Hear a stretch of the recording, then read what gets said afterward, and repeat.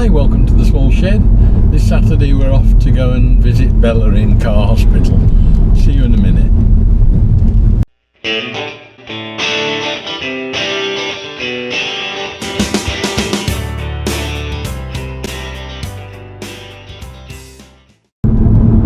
Now it's been an odd week, as have the last few weeks really, and once again I haven't got a lot done because we've been doing other things. Jubilee weekend took a lot of time out with going and visiting grandchildren, and I went and put up the moon arch that you saw me collect yesterday on the videos, several weeks ago in reality.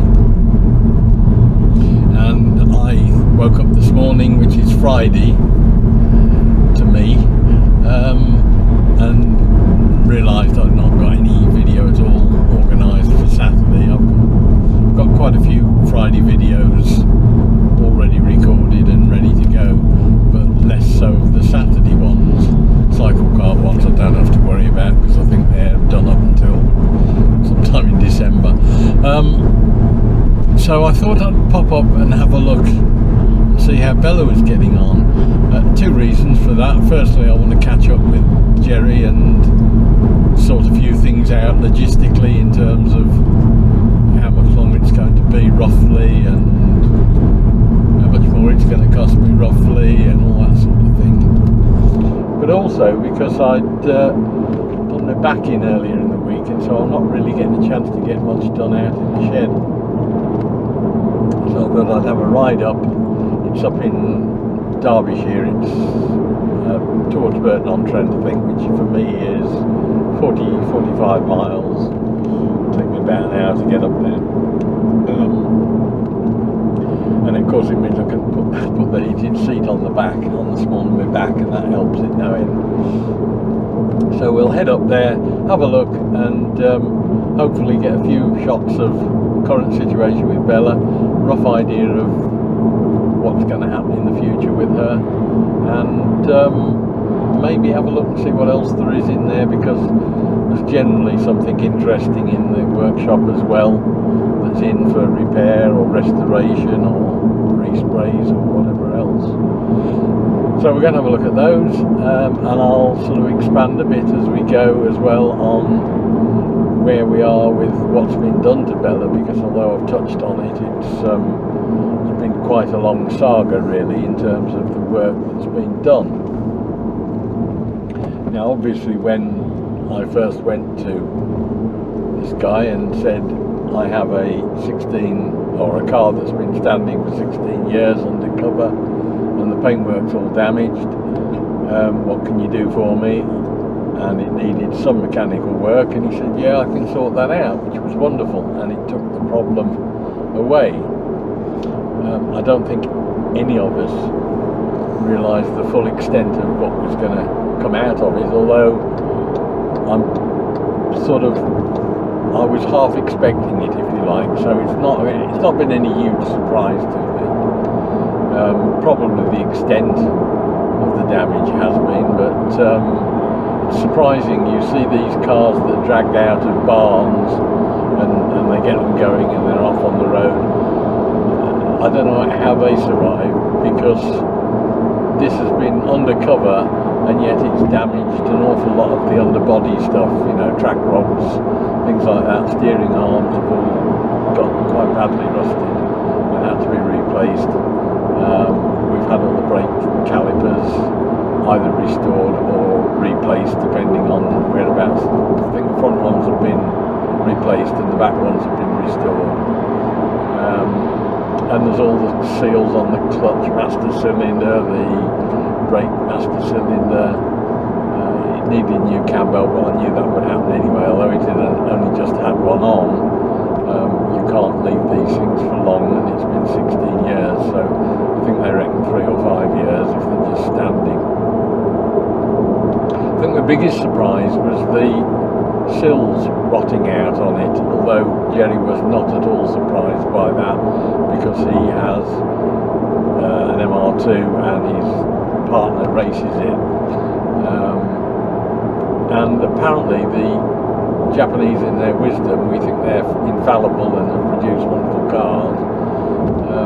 They decided that it would be a good idea to fill the sills with foam rubber. And of course, if any moisture gets in there, or even condensation, it just soaks it up like a sponge and then quietly rots the sills out. So that was a fairly comprehensive amount of work that I didn't expect, and Jerry obviously could not have known about at the time because he'd only had a couple of pictures of the outside. So we've had that done. I believe that's now finished. We've had new alternator, which was what was the cause of the problem in the first place. Battery had gone over that time. They've taken out the alarm system, which was pretty dodgy anyway, and I wasn't happy with. So because they couldn't get it going with that, they've taken all that out, which is fine. What else have we had done? New radiators, that was the old one. Whether that's because they've been frozen, I don't know. But there's an air conditioning rad and or whether it might be the intercooler, I think. And there's a normal car radiator.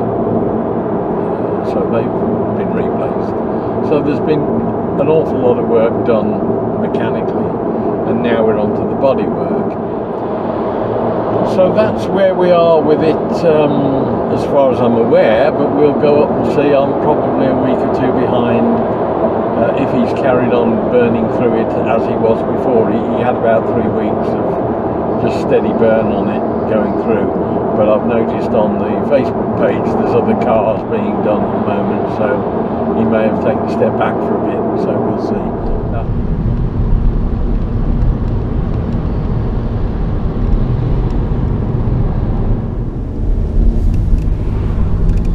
Now, in the time since the car's been, well, since I first visited Jerry, he's moved premises, and I don't actually know where he is at the moment now exactly, so we've got to go on a voyage of discovery to find the new unit he's in. It's on a farm, as these things often are, I think, for cost reasons more than anything, but it looks like we're not far away.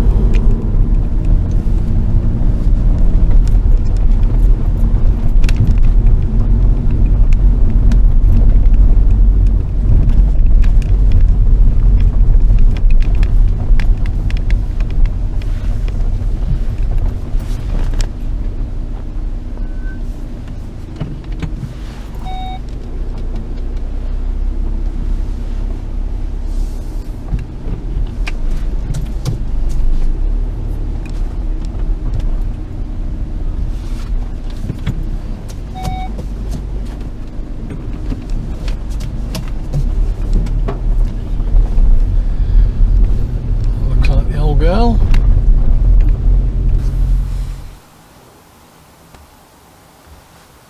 Now the unit he's got now is about, I don't know, probably 4 or 5 times the size of where he was before. But the first thing to greet me was the Ferrari replica kit car that he was working on when I went up and saw him. It must be a couple of years or more ago now. He's got it more or less finished. And I think the guy either ran out of money or enthusiasm, so he's ended up buying it back off him. So I'm not quite sure what's happening with that one. Quite a lot of other stuff in the workshop. There's a Sprite in there for having a fairly big rebuild on it. And there's a few other odds and ends around, but the main purpose of the visit was to go and see Bella, of course. Wings are all ready on stands, more or less ready for primer now. The bodywork, there's still a fair bit of work to do, things that need sorting out from the previous efforts that had gone on beforehand, but I think we're getting there slowly. The wheel arch liners are out at the moment, just sorting out bits and pieces. I think he's got to more or less put filler on virtually every panel of it, because the fiberglass over the years has moved slightly and you get ripples in it, so it's going to be quite a bit of filling and levelling to be done to get it smooth. But I think they've broken the back of most of the hard work on it. There's a few areas still to sort out where they'd clearance wheel arches with a hammer rather than doing it properly. Biggest area of concern is the roof, where it was cracking. What's happened is water has got in underneath the body kit up there. It hadn't been fitted quite right, and it's put a split along the front of that panel there. So he's going to weld that up next week, and once that's done he can get and put it all back together. Sills are ready to go back on now. He's done the original sills that were rusted out. They're all done, and as I say, he's made a start on getting it smoothed out. The back cover that was just flaking apart, all the paint had gone on that anyway. It's in good company. It's sitting next to I think it's an Audi Quattro rally car that he's got doing some work on, and that's looks like a fairly extensive rebuild going on with that. And then next to that there is the Jaguar XKS, I think. XJS is it, I think. Pretty certain about that. Having a bit of work done on the back end of it.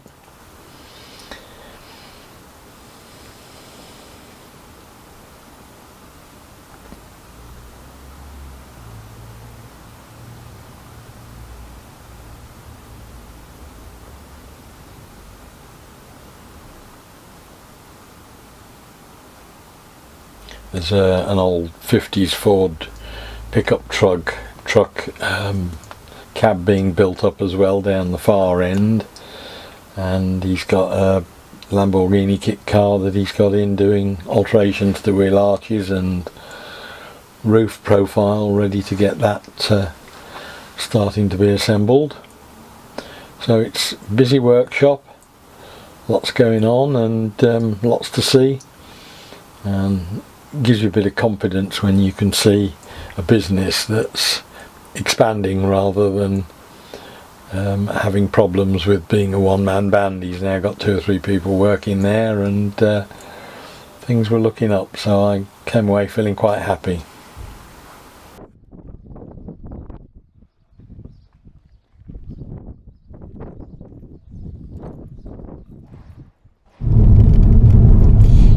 So there we go.